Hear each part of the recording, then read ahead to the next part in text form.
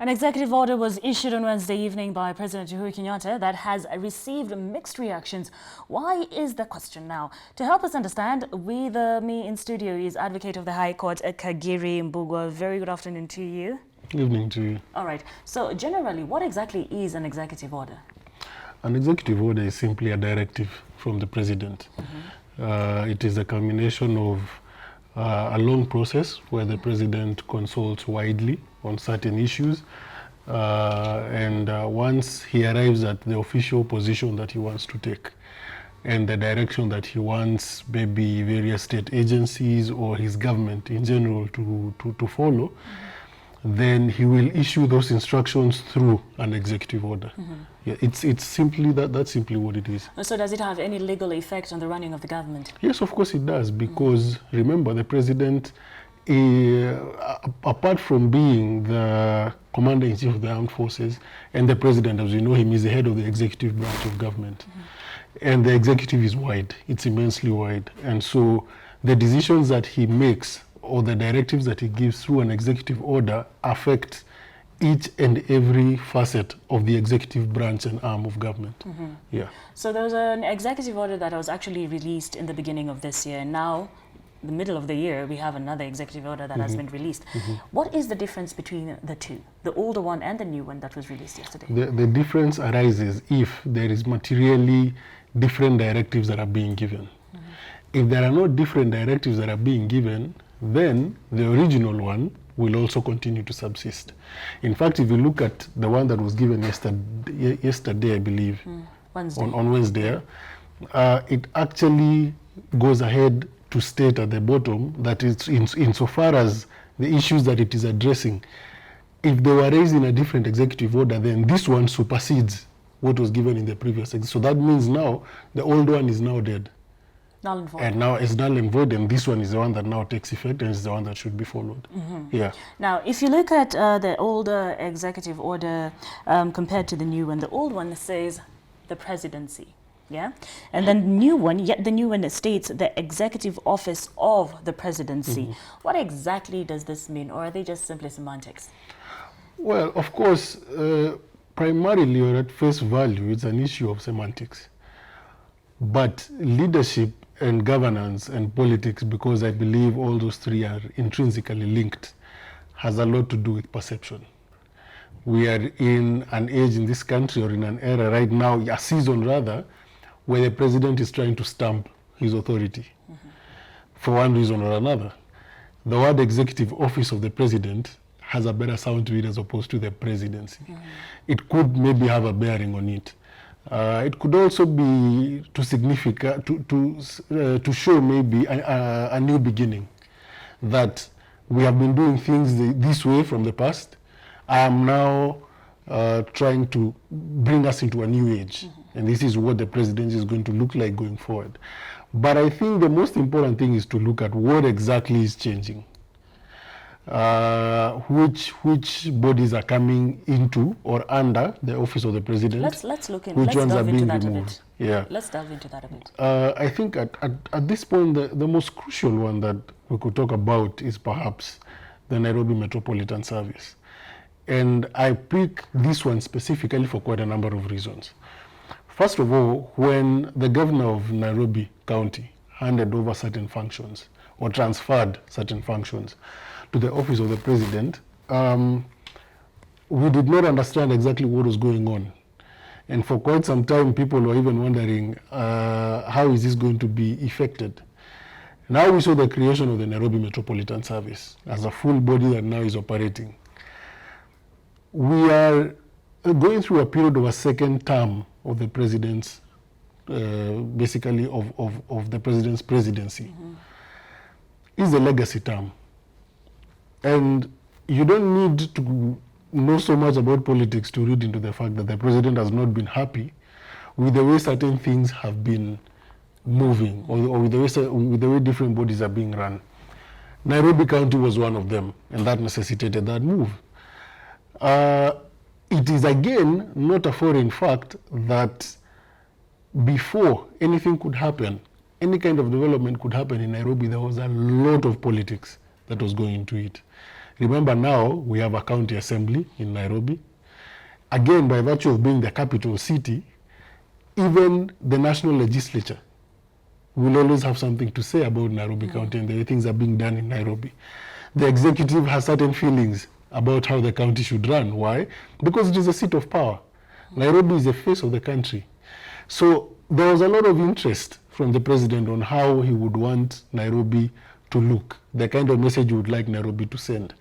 The perpetual problems that Nairobians have been facing, I believe, is not something that he wants his term to end while they are still subsisting. But you had a governor who was being crippled so much by politics, day in, day out, which inhibited his ability to perform, among other issues.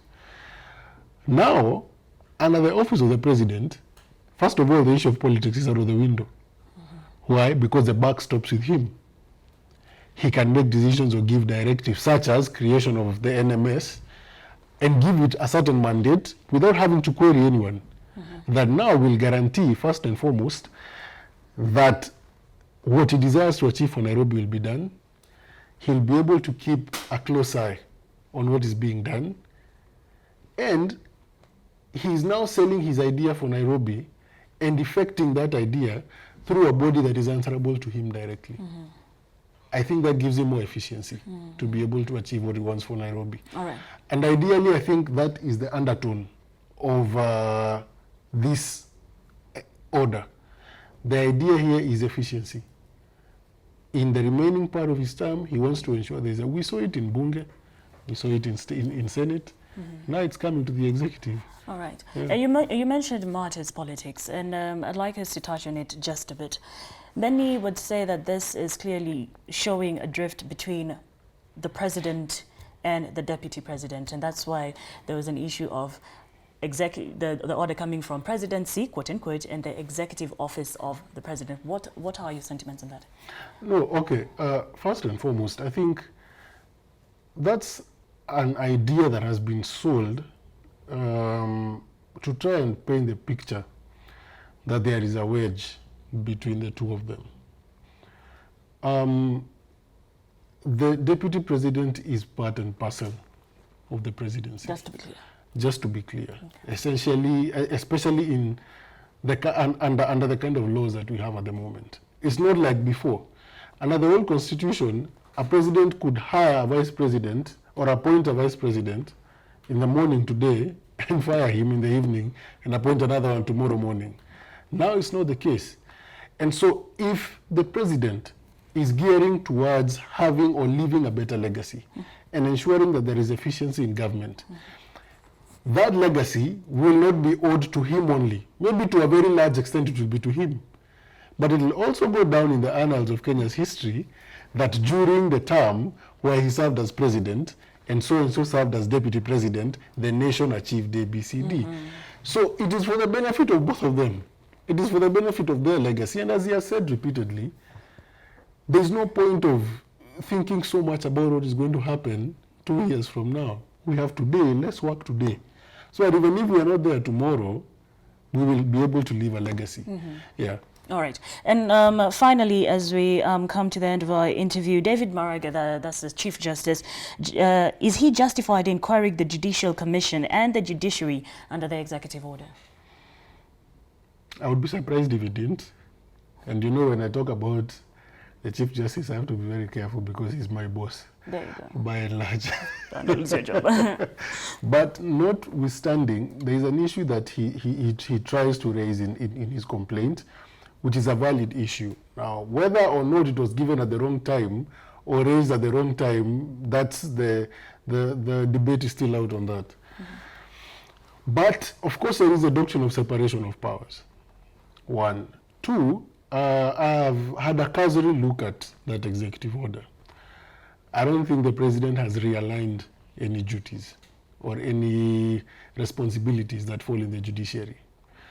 So perhaps it was a bit premature for the Chief Justice to issue that notice, because notwithstanding, even if there are, or even if there is separation of powers, these three arms of government are still very much interconnected. None can do without the other. Are they independent is the question? Well, ideally, they're supposed to be.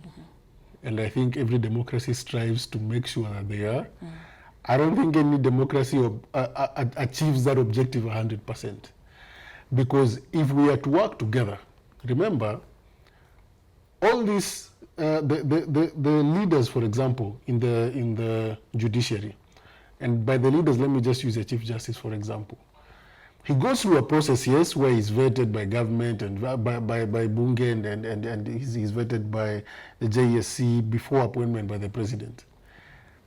But though they are separate, they're supposed to be working together towards achieving a vision for this country painted by who? By the government of the day. Remember, even before his appointment, the names were proposed. And then Parliament had to debate those names. And maybe there were interviews that had to be done. This idea that each should operate extremely separate from the others is a bit idealistic. In a modern society, world over, and I'll use the example of the United States, for example. People normally complain every time the president makes an appointment of a Supreme Court justice. But we've seen over and over again in different regimes that Supreme Court justices reflect the person of the president. Why? Because they come into office to assist the president from the perspective of the judiciary, to run government and to achieve the vision that the president paints for the country. Now, there are certain measures that are put in place to safeguard the judiciary, security of tenure and what and all of that. But going back to what you had raised about the complaint that was raised, I don't see, and I haven't seen how the executive order changes, takes away any powers of the judiciary as provided for in our constitution. All right. Yes. Well, thank you very much, Kagere. It was very lovely having you on board. We do appreciate you. Welcome. All right.